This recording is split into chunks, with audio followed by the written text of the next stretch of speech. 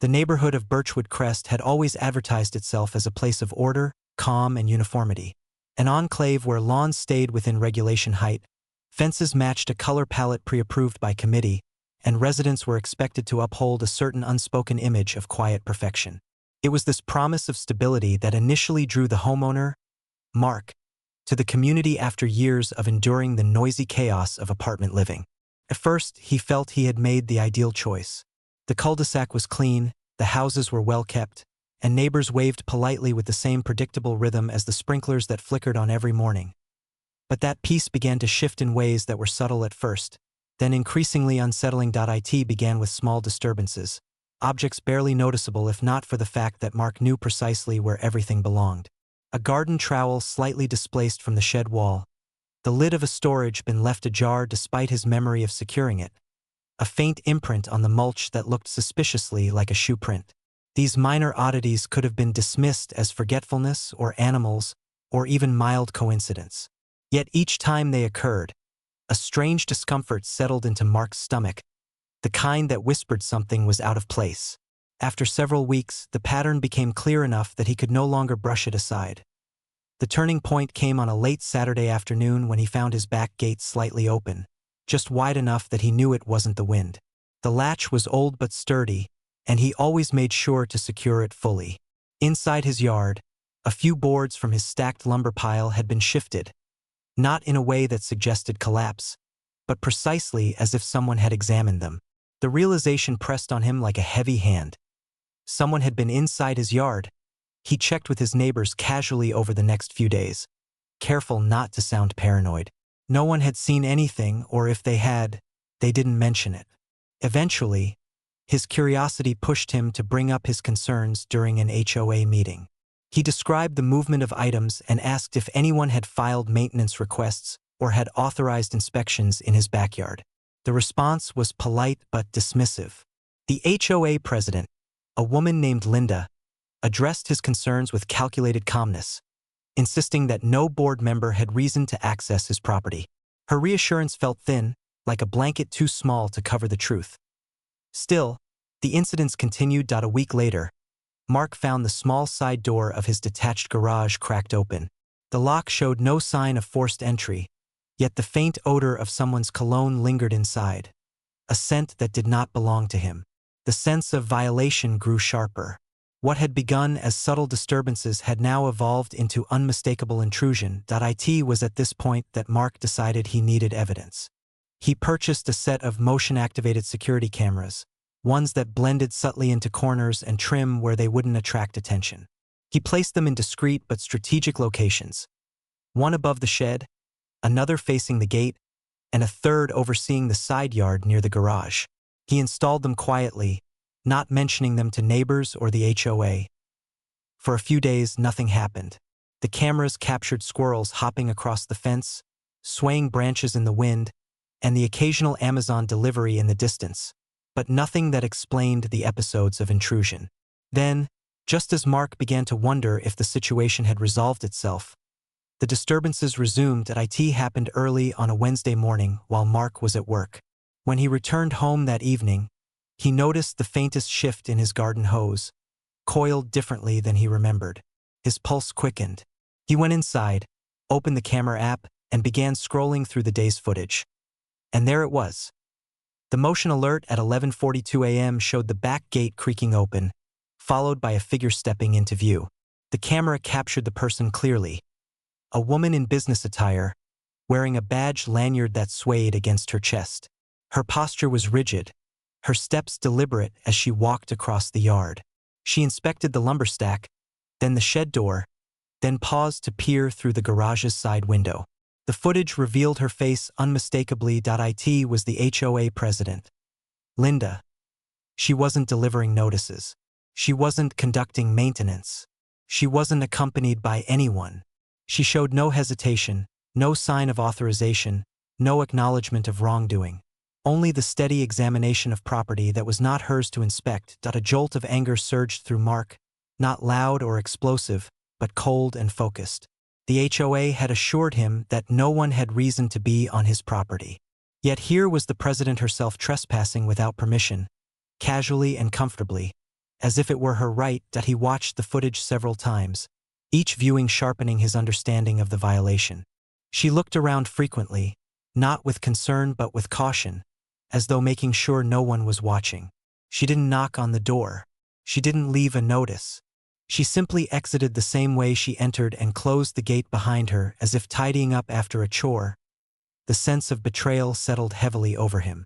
The HOA, which presented itself as the guardian of community standards, had a leader who violated the very boundaries she was supposed to uphold. A trespass from a stranger would have been unsettling. A trespass from a neighbor disturbing. But a trespass from the HOA president felt like a deeper breach, an abuse of authority that struck at the core of trust. Mark saved the footage, exported it to multiple devices, and considered his next steps. He knew confronting her directly would yield nothing but denial. Bringing it up to the HOA board might lead to a cover-up. The more he thought about it, the more he realized the issue was bigger than a simple trespass. It was about power, secrecy, and the unchecked assumptions of control that some people carried simply because of a title. The footage was clear, undeniable, and deeply unsettling. He needed to decide what to do with it, and whether to involve the community, the authorities, or perhaps a wider audience. He left the computer screen glowing in the dark, its eerie light casting long shadows across the room as he contemplated the path ahead. The night felt heavier than usual. Outside, the quiet streets of Birchwood Crest looked just as peaceful as ever, but Mark now understood that appearances in this place could not be trusted. The facade of order and civility hid something else, something he had caught on camera, and as he prepared for bed, he knew this was only the beginning. Mark awoke the next morning with a clarity that had eluded him the night before. The decision had crystallized overnight, settling into his mind like stone. The footage wasn't something he could keep to himself, not when the behavior it depicted hinted at a deeper rot within the HOA's leadership. Yet he didn't want to act rashly. He wanted to be certain, deliberate, and untouchable in the face of any backlash that would inevitably follow. He began by reviewing the footage again, this time with the precision of someone preparing evidence for scrutiny. He slowed down the frames, zoomed in where appropriate, and confirmed every detail. The timestamp was clear. The face of the HOA president, Linda, was unmistakable.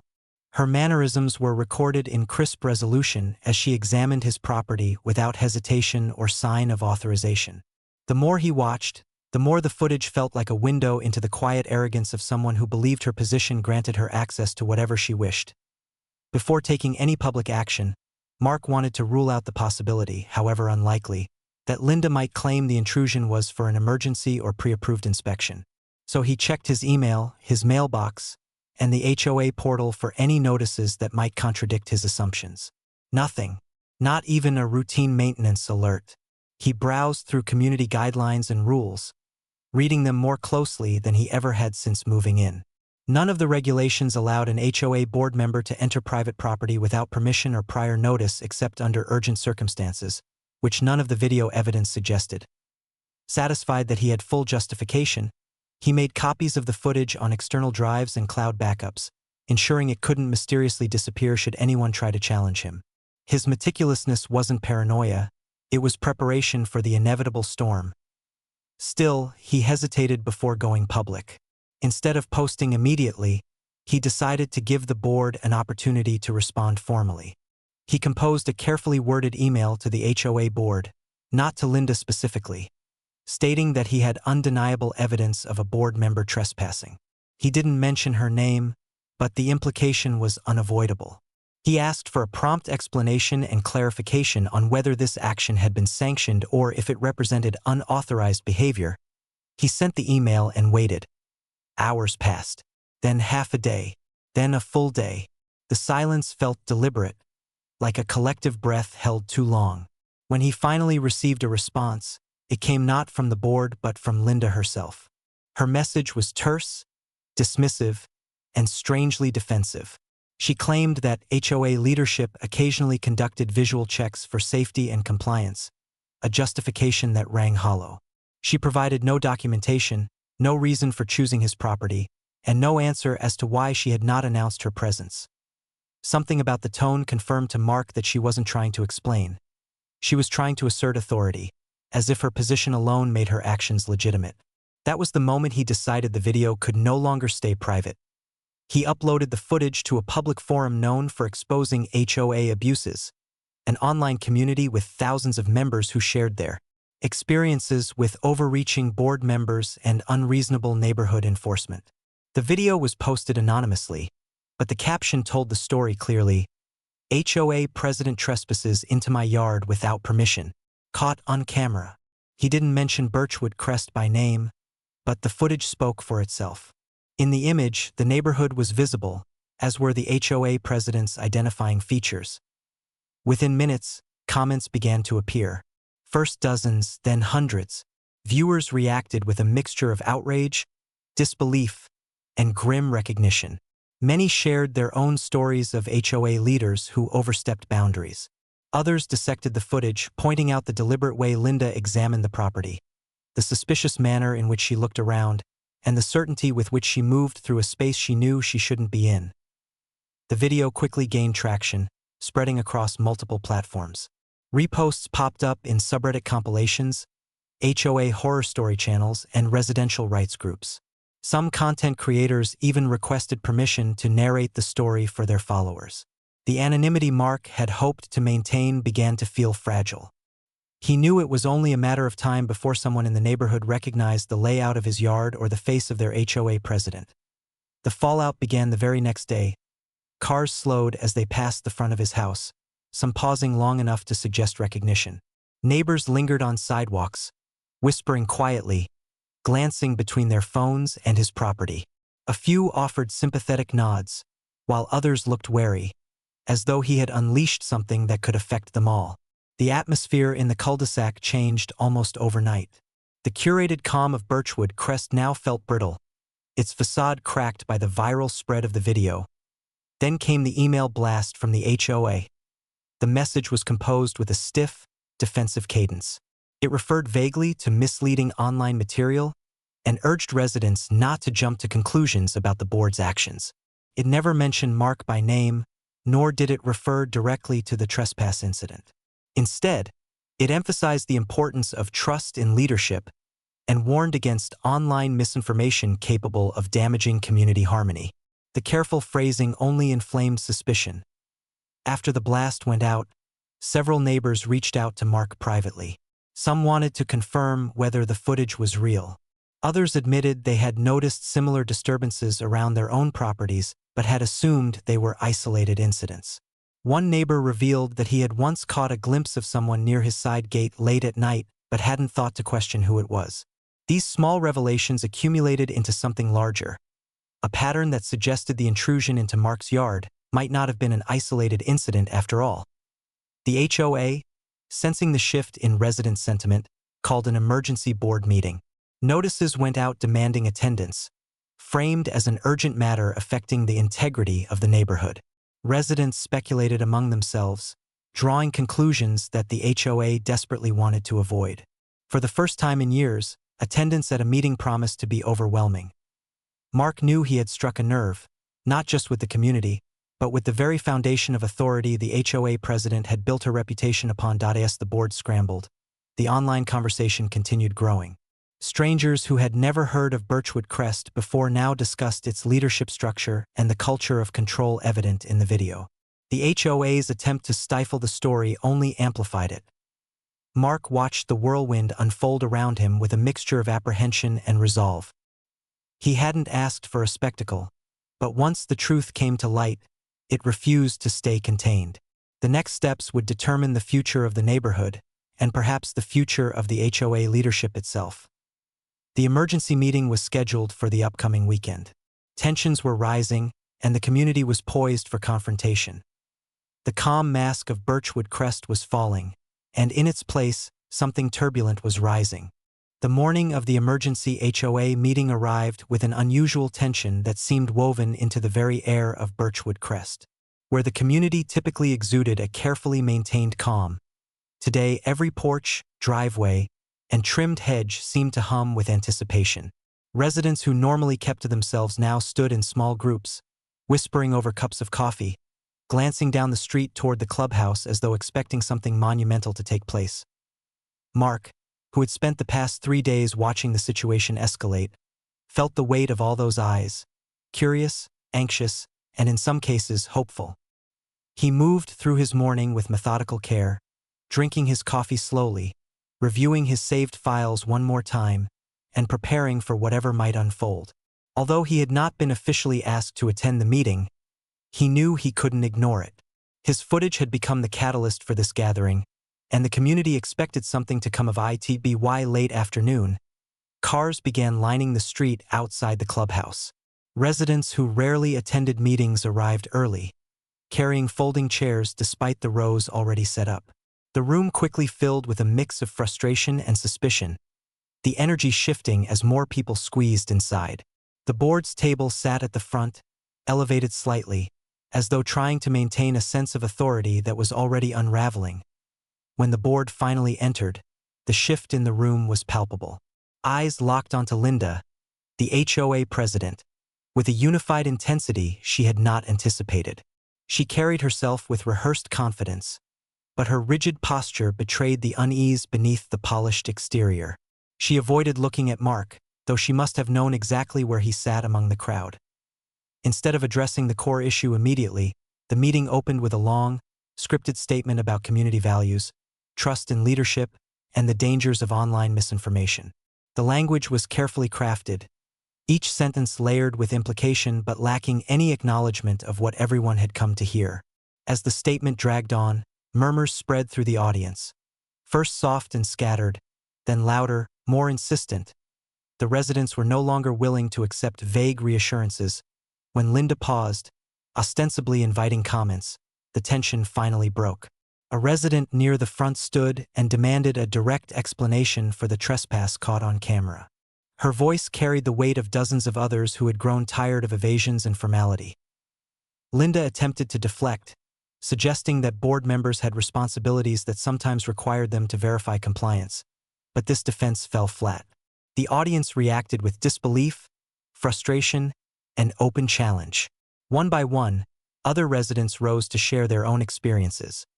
Unexplained disturbances, misplaced items, and observations that suddenly made sense in the context of what the footage had revealed. As these accounts surfaced, a pattern emerged that was impossible to ignore. The board, once seemingly unassailable, now appeared shrouded in secrecy, using authority as a shield while ignoring the boundaries they were supposed to respect. Each testimony chipped away at their credibility, revealing a growing fracture between the leadership and those they were meant to serve. Mark remained silent for most of the discussion, allowing the momentum to build naturally. He sensed that the neighborhood no longer needed him to lead the charge. The truth had already spread far beyond his control, taking on a life of its own. When he finally stood, the room fell silent. He didn't deliver a speech or accusation. Instead, he simply confirmed that the footage was his, that the trespass had occurred without notice or permission, and that he had asked for an explanation before posting it publicly. His calm, measured tone contrasted sharply with the board's defensive posture. He did not have to vilify anyone. The video and the silence that followed had done that on their own. The board attempted one final maneuver, proposing that a private internal review be conducted to handle the matter quietly. But the suggestion was met with immediate resistance. Residents demanded transparency, insisting that any review be independent and that the board be held accountable for any misuse of authority. The pressure became too much to contain. One of the board members, a man who had remained visibly uncomfortable throughout the meeting, finally broke ranks.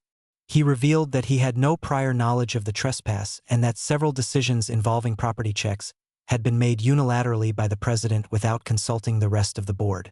His admission created a ripple of shock, followed by a wave of anger. The room erupted into an outpouring of disbelief, not only at the trespass itself but at the realization that a single individual had acted with unchecked authority. The structure of the HOA leadership began to crumble from within. The next motion came from the residents themselves, a vote of no confidence. According to Birchwood Crest's bylaws, a special vote could remove board members if a majority demanded it. The very guidelines that the board had long used to enforce community compliance were now being weaponized against them. Clipboards circulated through the room as signatures filled page after page. Even those who had rarely engaged in neighborhood politics felt compelled to participate, driven by a sense of betrayal that could no longer be ignored. By the time the last clipboard returned to the front, the outcome was unmistakable. The signatures represented a decisive majority of the neighborhood. Linda and 2 other board members were removed from their positions.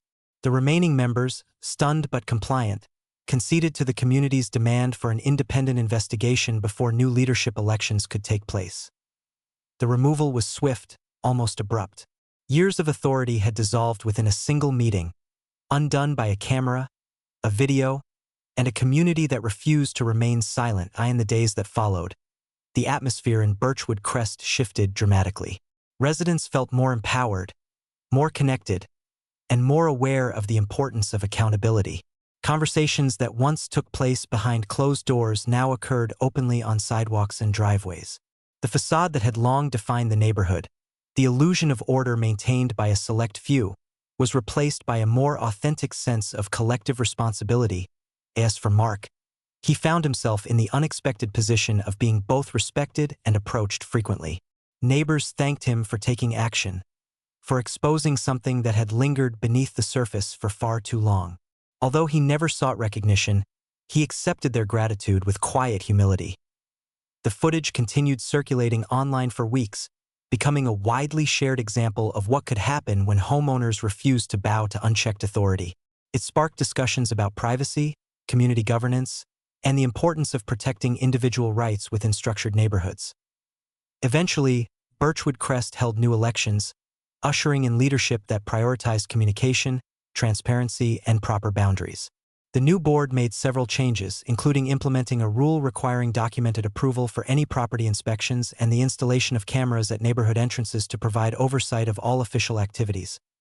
Peace gradually returned to the neighborhood, but it was a wiser, more grounded peace, shaped by the knowledge that calm was not something to be taken for granted.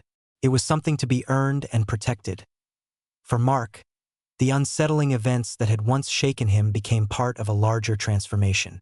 His yard, once the site of unexplained disturbances, now felt secure again. The cameras stayed in place, not out of fear, but as a reminder of the importance of vigilance. And with time, Birchwood Crest learned to see him not as the source of conflict, but as the person who helped restore integrity to the community. The neighborhood would never forget what one video revealed.